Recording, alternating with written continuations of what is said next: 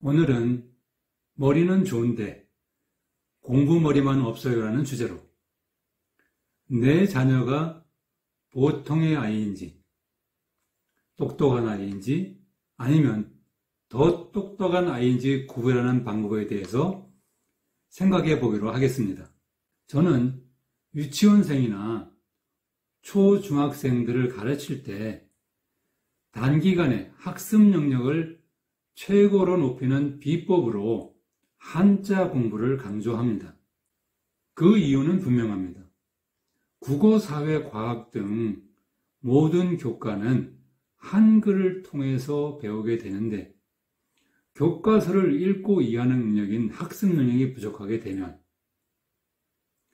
교과 진도를 따라가는 속도가 느릴 수밖에 없게 되는데 이러한 학습 능력의 차이는 결국 성적의 차이로 나타나게 됩니다. 이러한 이유로 제가 가르치는 학생들에게 한자 공부를 시키는데 유치원생이라고 하더라도 예외 없이 한자의 훈과 그리고 획순에 따라 한자를 쓰게 합니다. 한자를 한번 쓰고 한글로 훈과 음을 쓰고 다시 한자를 쓰고 한글로 훈과 음을 씁니다. 이런 순서로 5번을 쓰게 한다는 뜻입니다. 그런데 어느 날 초등학교 3학년 한 아이 때문에 기겁을 하고 말았습니다. 그날 그 아이가 10분 정도 늦게 도착했는데요. 지각한 벌칙으로 그날 배운 한자를 10번씩 쓰게 했습니다. 그때 일어난 일입니다. 충성주자를 쓰라고 했는데 보시는 것처럼 입구자, 가운데 중자, 충성중자 이렇게 됐습니다. 자, 어떻습니까? 정말 기발하지 않나요? 이 아이는 결국 다시 벌칙을 받게 되는데요. 규칙대로 100번을 쓰는 거가 분해해서 쓰는 방식으로 100번을 쓰게 해봤습니다. 시간을 재봤더니요. 규칙대로 쓰는 것보다 분해해서 쓰는 것이 절반도 시간이 걸리지 않는 거예요.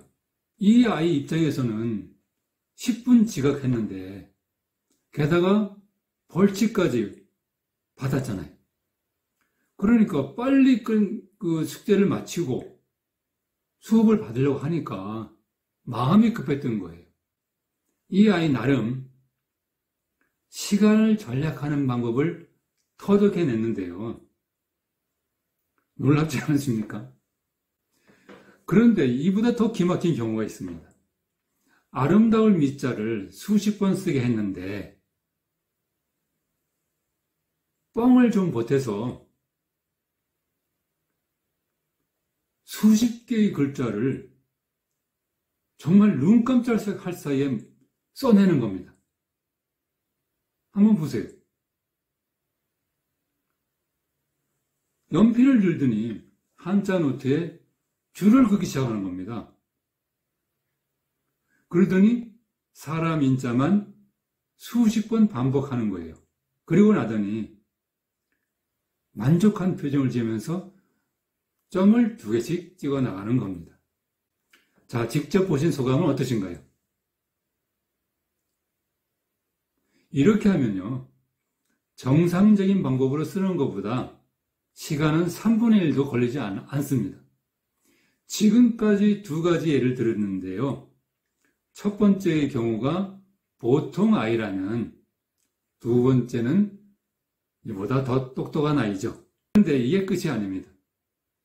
두 번째 아이보다 더 똑똑한 아이가 있습니다. 한번 보시겠습니다. 어떻습니까? 두 번째 아이보다 더 깔끔하지 않으십니까? 세 번째 아이는 지우개만 들었을 뿐이에요. 그렇지만 이런 모습을 보고 한순간의 해프닝으로 웃어넘길 수는 없습니다. 이렇게 비정상적인 방법으로 공부를 한다면 아무리 우수한 아이라도 그 결과는 어떨까요? 똑같은 내용을 배우고 똑같은 시간을 투자했는데도 불구하고 성적이 크게 다른 이유가 바로 여기에 있는 겁니다. 만일 선생님이나 부모님 중 한 사람이라도 우리 아이에게 요령을 부리지 못하도록 지도했다면 어땠을까요? 시청해 주셔서 감사합니다.